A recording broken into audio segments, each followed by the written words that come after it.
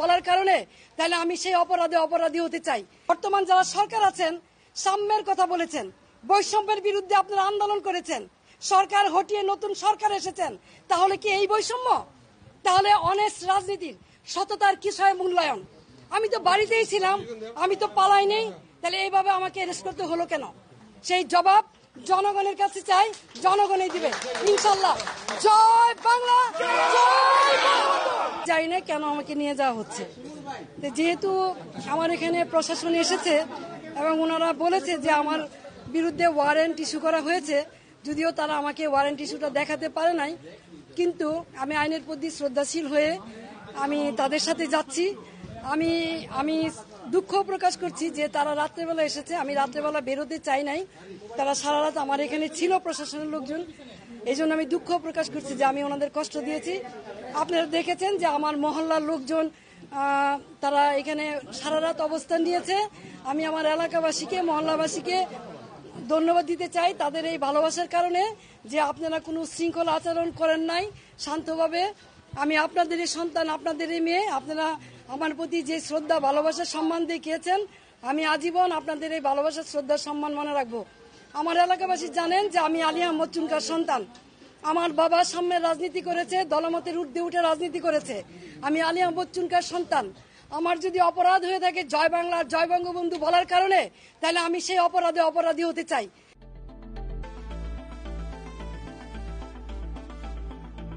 এই জন্য যদি আমার বিচার হয় তাহলে বিচার হবে, কিন্তু নারায়ণগঞ্জ শহরে 21 বছর আপনাদেরকে আমি সেবা দিয়েছি, কোনোদিন কেউ বলতে পারবেন না দলের প্রতি আঘাত করেছি অথবা কাউকে আমি কোনো ধরনের বৈষম্য আচরণ করেছি।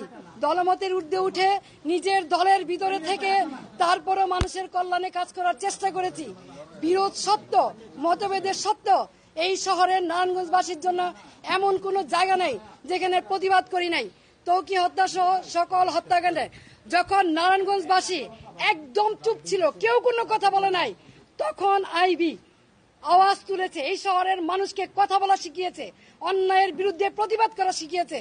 আজকে সেই আইবিকে কিসের জুলুমে, কিসের কারণে, কি কারণে গ্রেপ্তার করা হচ্ছে আমি ঠিক জানি না, কিন্তু যেহেতু আমাকে গ্রেপ্তার করা হচ্ছে, আমি নারায়ণগঞ্জবাসীর কাছে একটাই অনুরোধ করব, আপনারা যেভাবে আমার পাশে ছিলেন, আমার পরিবারের পাশে ছিলেন, আমার পাশে থাকবেন। আপনারা সকলেই জানেন 1 মাস হয়নি আমার ছোট ভাই, অত্যন্ত আদরের ছোট ভাই মোহাম্মদ আলী রাজা রিপনকে আমরা হারিয়েছি, আর সেই ভাইয়ের সুখ এখনো বুঝতে পারি নাই।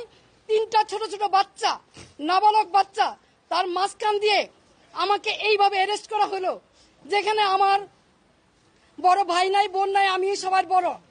3টা ছোট ছোট বাচ্চা, এবং 1 মাস হয়নি আমার ভাই মারা গেছে, এবং ওদের মাও নাই, 4 বছর আগে ওদের মা মারা গেছে। এইরকম এই অবস্থায় কি কারণে? আমি কি কোনো জুলুমবাজ? আমি কি হত্যা করেছি? আমি কি চাঁদাবাজি করেছি? আমি কি নারায়ণগঞ্জ শহরে এমন কোন রেকর্ড আমার আছে যে আমি কোনোদিন কোন বিরোধী দলকে আঘাত করেছি? তাহলে কিসের জন্য, কি কারণে, কোন ষড়যন্ত্রের কারণে, কার স্বার্থে আমাকে অ্যারেস্ট করা হলো? আমিও প্রশাসনের কাছে জানতে চাই। বর্তমান যারা সরকার আছেন সাম্যের কথা বলেছেন, বৈষম্যের বিরুদ্ধে আপনারা আন্দোলন করেছেন, সরকার হটিয়ে নতুন সরকার এসেছেন, তাহলে কি এই বৈষম্য? তাহলে অনেস্ট রাজনীতির সততার কিসের মূল্যায়ন? আমি তো বাড়িতেই ছিলাম, আমি তো পালাই নেই, তাহলে এইভাবে আমাকে অ্যারেস্ট করতে হলো কেন? সেই জবাব জনগণের কাছে চাই, জনগণই দিবে ইনশাল্লাহ। জয় বাংলা, জয় বাংলা।